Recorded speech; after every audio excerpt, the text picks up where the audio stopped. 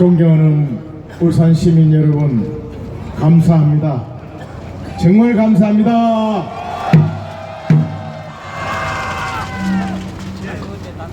제가 2008년 말에 예편을 하고 벗었던 군복을 꺼내 입고 길거리에 나섰습니다.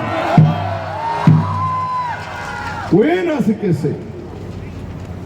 여러분, 지금 살기 힘드시죠? 사업도 안 됩니다. 장사도 안 되죠? 가게들이 다 문 닫고 있어요. 저 압니다. 그런데 금년 2017년은 이 대한민국이 존속하느냐 없어지느냐 하는 결판이 나는 해입니다. 여러분, 아무리 어려워도 지금부터 50년 전을 한번 생각해 보세요. 제가 2000년 2월 8일 날 육군사관학교에 갔는데요, 그때까지 우리 육군사관학교 선배 생도들이 어떤 미군이 주는 전투복을 입고 있더라고요. 노트며 연필이며 책들이 전부 미군이 주는 걸 가지고 공부를 하고 있었습니다. 밥만 우리 쌀로 주는데 얼마나 양이 작은지 아침 새벽 5시부터 저녁 6시 잘 때까지 그거 먹고 공부하고 뛰고 하려니까 내가 중간에 그만두려고 그래서 배가 고팠어.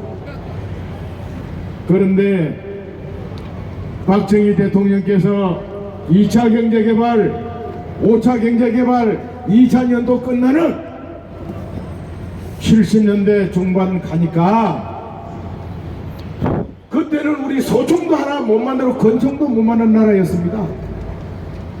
근데 그 어른이 돌아가실 때는 탱크도 포도, 전투 군함도, 전투기 F5 전투기도, 미사일까지 만들어 놓고 그분이 돌아가셨어요. 여러분, 우리 대한민국에 뭐가 있은 줄 압니까? 아무것도 없었습니다. 그런데 저는 38년간 저놈하고 같이 다니면서 나라 지키면서 늘 근심 걱정에 사로잡혀 있었습니다. 저희 아버지, 어머니, 형제들 다 보내면서도 이 나라가 망하는 걸 저는 보고 있었어요.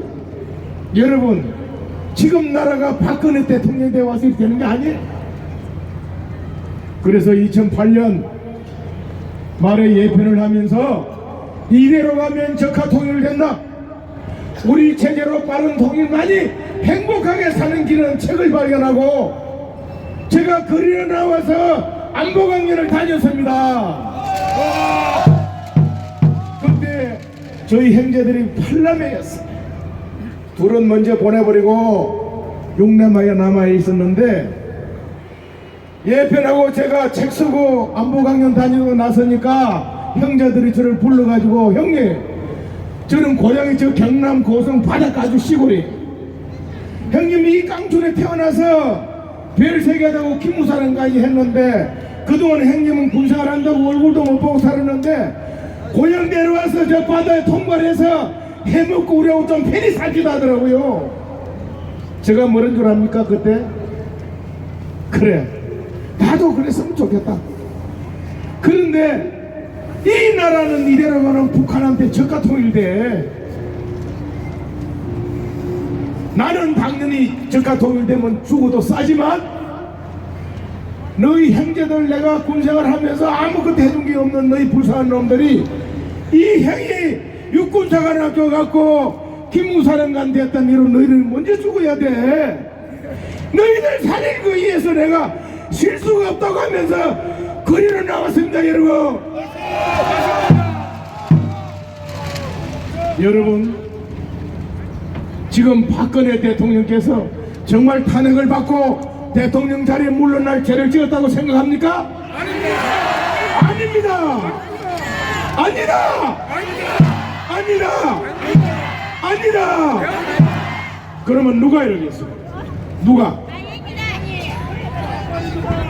북한 김일성이가 70년 죽을 때까지 그 아들 지금까지 쭉 이어지는 것이 뭐냐면, 북한은 국가 목표가 백성들을 잘 믿고 잘 사는 게 목표가 아니에요.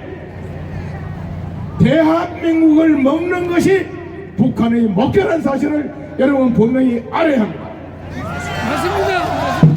우리 대한민국 역대 지도자들은 이 불쌍한 백성들 잘 먹고 잘 살리는 목표를 뒀죠. 그래서 북한보다 50배 이상 잘 사는 나라가 됐어요. 우리가 아무리 장사 안 되고 어렵지만 50년 전에 비하면 지금 여러분 불평할 수 있습니까? 그건 누가 했습니까? 박정희 대통령께서 하신 거예요. 그런데 김일성이가 우리를 먹으려면 딱 두 가지를 해야 되는 겁니다. 두 가지를. 첫째 하나는 한미동맹을 파괴시키고 미군을 쫓아내야 되는 거예요. 6.25 때 낙동강까지 왔는데 미군이 오고 유엔군이 돌아오면서 통일을 못한 것을 천추의 한을 삼고 남조선에서 미군을 내려가는 것을 목표 1번을 삼았습니다. 두 번째는 대한민국의 경제가 번영이 돼서 국민들이 잘 먹고 잘 살면은 저가 통일을 할 수가 없는 거예요. 그래서 이 경제를 망치기 위해서 계속 배후에서 데모하게 하고 부추기고 한 겁니다. 지금 여의도를 장악하고 있는 정치인들 대부분 보세요. 그 앞에 두목들도 한번 보시라고. 그 사람들이 대한민국 경제 건설에 기여한 거 있어요? 맨날 데모하고 뒷뜰하고 들어눕던 사람들입니다. 이 두 가지를 망하게 하려고 김일성이가 계속해서 가르친 것이 미국이 민족의 원수라는 거예요. 그래서 우리 민족끼리 손잡고 미국 놈만을 내고 우리 민족끼리 연방제 통일해야 된다는 거 가르친 거예요. 지금 그런 국민이 50%가 넘어버렸습니다. 여러분, 대한민국이 미국 식민지라는 겁니다. 그래서 미군 쫓아내고 우리 민족이 통일하자는 이것이 맞다고 하는 사람이 바로 종북 세력입니다. 여러분, 여기에는 직접 지난 70년간 북한이 난파시킨 간첩이 있습니다. 황장래 선생 그걸 5만 명이라고 그랬어요. 이번에 강화문 촛불 집회 때 38년 만에 그 간첩한테 내리는 지령 방송이 있었어요. 전문가들 분석에 의하니까 150개만 지령 방송을 했답니다. 그 1개명에 보통 5명이 있어요. 그러면 지령 받고 움직이는 간첩이 몇 명입니까? 600명이 넘는 거예요.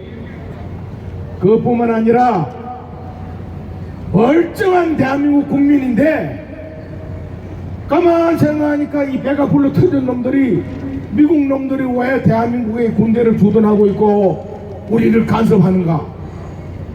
이 미국 식민지 맞는데 이런 생각을 학교에서도 가르치고 그걸 가르치는 아이들이 지금 40대 50대가 다 되어버렸어요.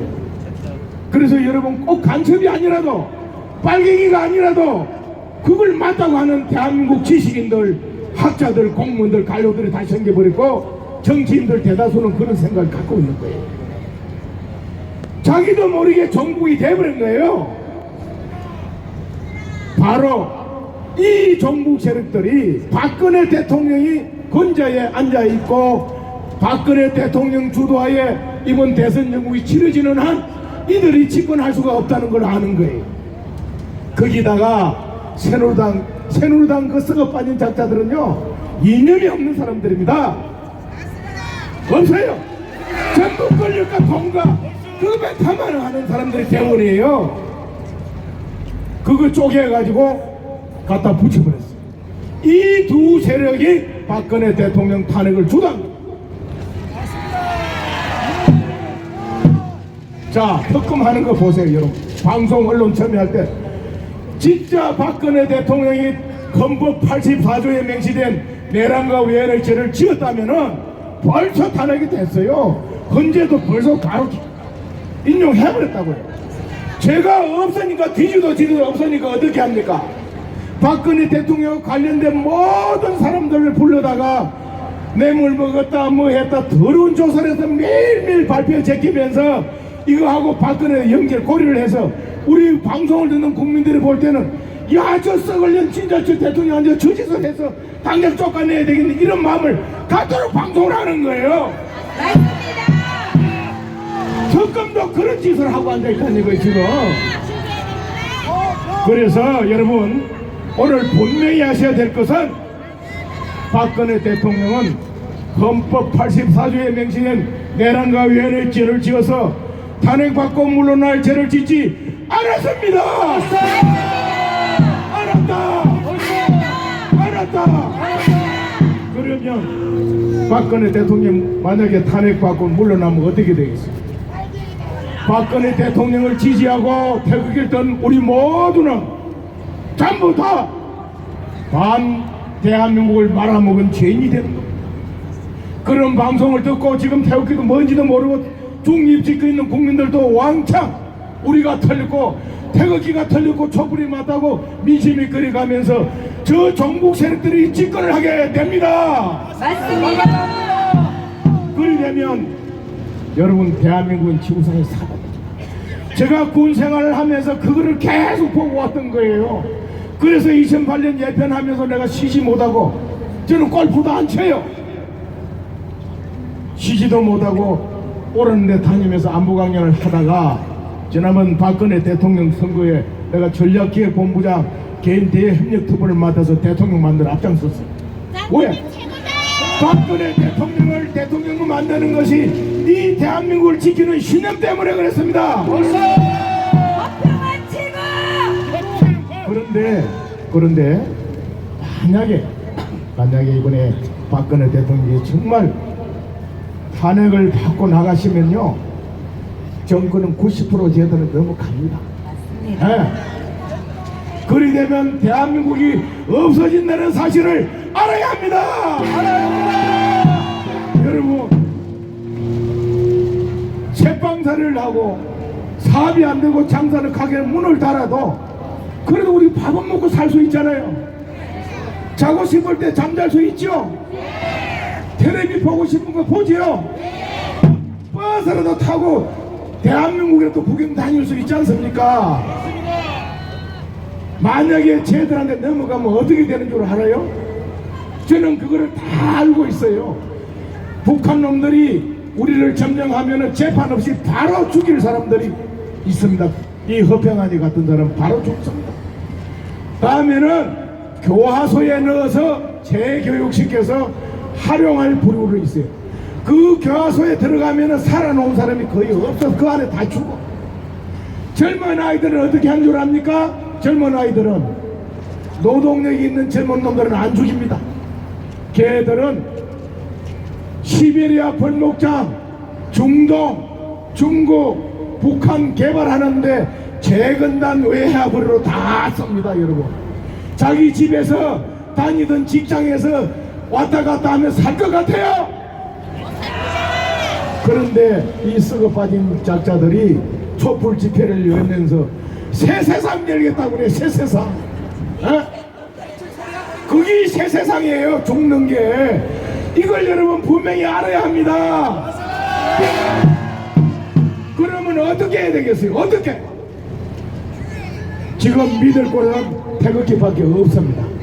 이걸 분명히 알아야 합니다. 여러분 지금 계엄령을 선포해라, 쿠데타를 해라, 저한테 많은 분들이 전화를 해요. 그리만 할 수 있는 나라가 없다면 나의 태극기들 안 놉니다. 그거 기대하지 마세요. 여러분 꿀에 대해서 내가 너무 잘 알아요. 이미 그거 못하는 군대가 되어버렸습니다. 공무원들 보세요. 공무원들 한번 보시라. 이게 무슨 정권 투쟁인 줄 알고 정치 중립 지켜야 한다고 가만 구경하고 있어요. 종북 세력 암흑에서 잡아도 그 가서 붙어서 계급 하나 더 올라가고 붙어서 살 그 생각만 하지 이 나라가 망한다는 생각을 안 하고 있어요. 그걸 아는 분들이 바로 여기 모이신 애국국민 여러분들 뿐입니다. 오늘 울산 첫 집회인데 이렇게 모여서 되는 게 아니에요. 다음부터는 최소한 울산 시민의 10%는 나와야 합니다. 여러분 앉아있는 것은 죽음입니다. 제가 공갈 치는 게 아니에요. 맞습니다. 제가 갑자기 놓은 게 아니라고 얘기했죠? 저는 그걸 다 보고 있었던 겁니다, 여러분. 그래서 앉아있는 것은 죽음이다. 죽음이다. 일어나자.